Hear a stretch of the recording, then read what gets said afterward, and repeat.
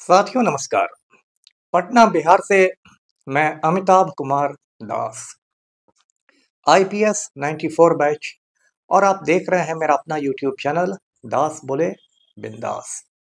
क्योंकि जब बुजदिलों ने मुंह में दही जमा लिया हो तो दास का बिंदास बोलना जरूरी हो जाता है। साथियों, खबर आ रही है कि एक बहुत सीनियर आईपीएस ऑफिसर की बेटी 14 किलो सोने के साथ गिरफ्तार हो गई है। बेटी का नाम है रान्या राव। ये बहुत रोचक और ज्ञानवर्धक वीडियो है, इसे आखिर तक दिल थाम कर देखिए। साथियों, जिस आईपीएस की मैं चर्चा कर रहा हूं उनका नाम है के रामचंद्र राव। के रामचंद्र राव मुझसे एक बैच सीनियर हैं, 93 बैच के हैं, लेकिन हम दोनों ने हैदराबाद में साथ में ट्रेनिंग की थी। हैदराबाद में जो राष्ट्रीय पुलिस अकादमी है वहां हम दोनों साथ साथ प्रशिक्षण प्राप्त करते थे। तो इस तरह रामचंद्र राव मेरे बैचमेट नहीं है लेकिन मेरे कोर्समेट हैं। ये जो रान्या राव है ये उन्हीं की सौतेली बेटी है, स्टेप डॉटर है। रान्या राव का जन्म कर्नाटक के एक छोटी सी जगह चिकमगलूर में हुआ था। हम लोग जब बच्चे थे, 1978 की बात है, तो चिकमगलूर का नाम अचानक बहुत मशहूर हो गया था क्योंकि श्रीमती इंदिरा गांधी ने वहां से उपचुनाव लड़ा था और जीतकर लोकसभा पहुंची थी। उसी चिकमगलूर में रान्या राव की पैदाइश हुई थी। रान्या राव पढ़ने लिखने में तेज थी और उसने बीटेक की डिग्री हासिल की। बेंगलोर में एक कॉलेज है, दयानंद सागर कॉलेज ऑफ इंजीनियरिंग, वहां से उसने बीटेक की डिग्री लेकर इंजीनियर बनने का सपना पूरा किया।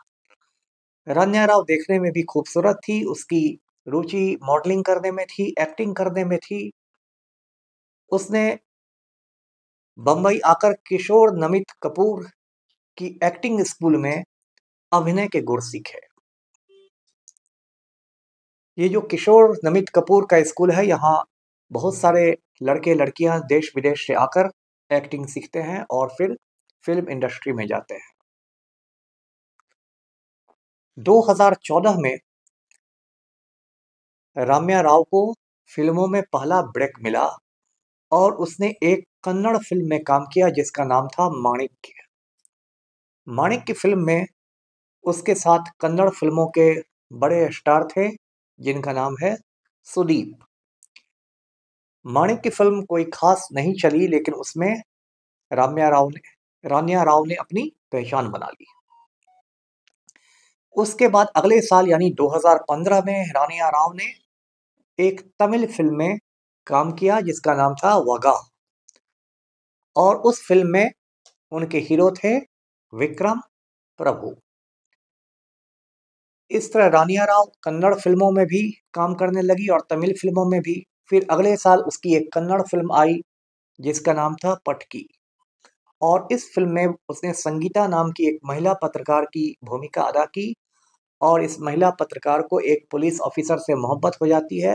ये फिल्म उसी पर आधारित है। तो धीरे धीरे रानिया राव ने साउथ इंडिया की जो फिल्में हैं, दक्षिण भारत की फिल्मों में अपनी एक पहचान बना ली। लेकिन इसी बीच क्या हुआ कि रानिया राव बार बार दुबई जाने लगी। वो बेंगलोर में रहती थी और बार बार दुबई जाने लगी। अब आप पूछेंगे कि दुबई कहाँ है, तो खाड़ी में एक छोटा सा देश है, उसका नाम है यूनाइटेड अरब एमिरेट्स, यूएई कहते हैं संक्षेप में। हिंदी में उसको कहेंगे संयुक्त अरब अमीरात। ये देश बहुत छोटा है लेकिन बहुत धनी देश है और दुनिया की सबसे ऊंची इमारत यहीं पर है, बुर्ज खलीफा।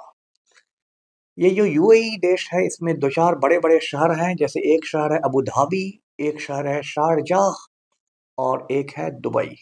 शारजाह को आप जानते होंगे, वहाँ अक्सर क्रिकेट मैच होते हैं, क्रिकेट टूर्नामेंट होते हैं। बुर्ज खलीफा जो है वो दुबई में ही है। तो उसी दुबई में बार बार ये रानिया राव जाती थी। अब इससे डीआरआई के अधिकारियों का दिमाग ठनका कि ये बार बार दुबई क्यों जाती है।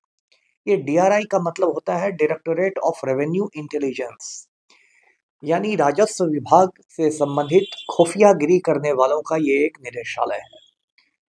इसी को डीआरआई कहते हैं। तो डीआरआई के अधिकारियों को लगा कि ये रानिया राव बार बार जाती है दुबई, 15 दिन में 4 बार दुबई जाती है, जबकि दुबई में इसका कोई रिश्तेदार भी नहीं है, कुछ भी नहीं है, तो कुछ दाल में काला है।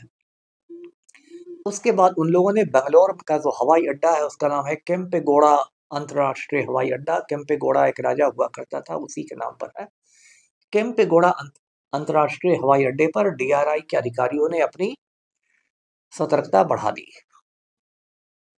और उन लोगों ने ध्यान दिया कि बार बार ये आती है रानिया राव हवाई अड्डे पर, और फिर पुलिस वाले आते हैं, एस्कॉर्ट की गाड़ी आती है, सिपाही लोग आते हैं और वो आराम से निकल के चली जाती है। तो परसों यानी 4 मार्च को भी कुछ ऐसा ही हुआ। रानिया राव दुबई से आई, बेंगलोर आई, एमिरेट्स एयर के फ्लाइट से आई, वहाँ की विमान सेवा है एमिरेट्स एयर, उसी की उड़ान से आई और आराम से उतरी वो विमान से, और जहाँ कस्टम्स की चेकिंग होती है वहाँ से भी वो आराम से निकल गई, और उसके साथ एक सिपाही भी था जिसका नाम था बासव राजू, जो उसको लेने आया था। उसके डीआरआई के अधिकारियों ने रानिया राव को रोका। बासव राजू ने बताया कि ये तो बहुत सीनियर आईपीएस की बेटी हैं, लेकिन डीआरआई के अधिकारियों ने कहा कि हमें तलाशी लेनी है। और रानिया राव की जब उन्होंने तलाशी ली तो वो उछल गए, दंग हो गए, क्योंकि साड़ी के अंदर उसने एक बेल्ट जैसा बांधा हुआ था और उस बेल्ट के अंदर 14 किलो सोना था। आप जानते हैं सोना कितना कीमती होता है। 1 तोला सोना जो होता है 10 ग्राम का, उसकी कीमत 80,000 90,000 तक पहुंच जाती है, और 14 किलो सोना बेल्ट के अंदर से बरामद हो गया। और उस सोने की कीमत लगभग 12 करोड़ लगाई गई डीआरआई के अधिकारियों ने। उसके बाद उन लोगों ने रानिया राव को गिरफ्तार कर लिया। जो कस्टम्स एक्ट है 1962, उस कानून के तहत रानिया राव को गिरफ्तार करके कोर्ट के सामने पेश किया गया। कोर्ट ने उसको 14 दिनों की हिरासत में भेज दिया, जेल चली गई रानिया राव। उसके बाद डीआरआई के अधिकारियों ने लावेल रोड पर जो रानिया राव का मकान है उस पर छापेमारी की। वहां से भी 2 करोड़ रुपए से भी ज्यादा के आभूषण बरामद हुए और 2 करोड़ से भी ज्यादा की नकदी बरामद हुई, कैश बरामद हुआ।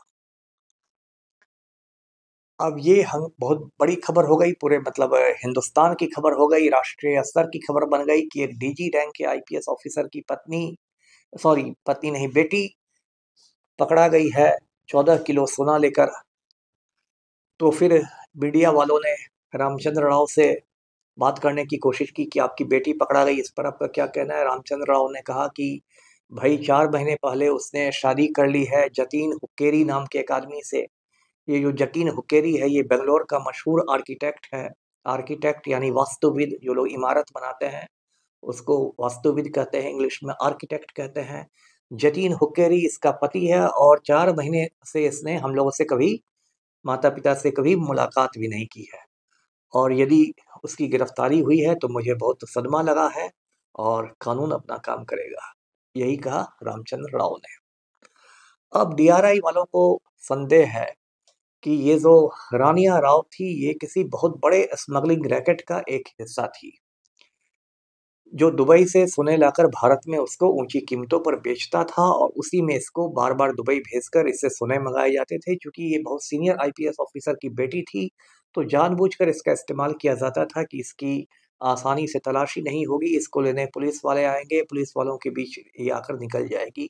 लेकिन ये सारे दांव धरे रह गए जब रानिया राव की गिरफ्तारी हो गई। गिरफ्तारी के बाद जो उससे पूछताछ हुई उसमें रानिया राव ने बताया कि मुझे जबरदस्ती डरा धमका के इस धंधे में धकेला गया था, तस्करी के, स्मगलिंग के इस धंधे में मुझे जबरदस्ती भेजा गया था, डरा के धमका के। वैसे ये बात मुझे कोरी बकवास लगती है, क्योंकि रानिया राव कोई गांव की गरीब औरत नहीं थी, कोई अनपढ़ जाहिल और गरीब औरत नहीं थी, कोई कमजोर औरत नहीं थी कि उसको डरा धमका के कुछ गलत काम करा दिया जाए। वो फिल्म एक्ट्रेस थी, पढ़ी लिखी थी, एक सीनियर आईपीएस ऑफिसर की बेटी थी। यदि किसी ने उसको डराने की भी कोशिश की होती वो सीधे अपने पापा के पास चली जाती और उसके पापा उसकी मदद करते। लेकिन यदि ये सब कुछ नहीं हुआ, इसका मतलब कि वो डीआरआई को एक किस्सा तोता मैना सुना रही है।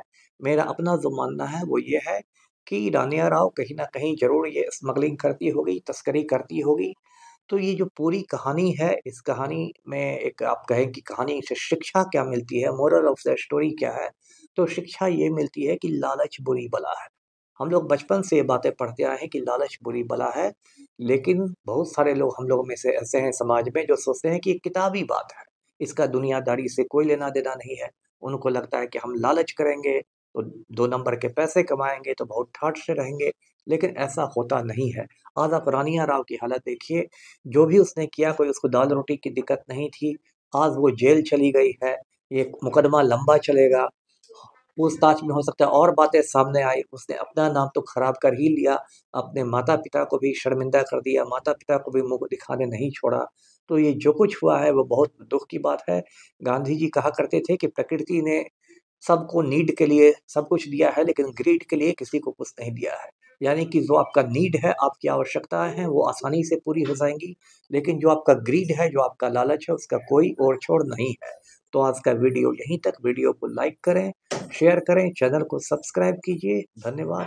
जय हिंद।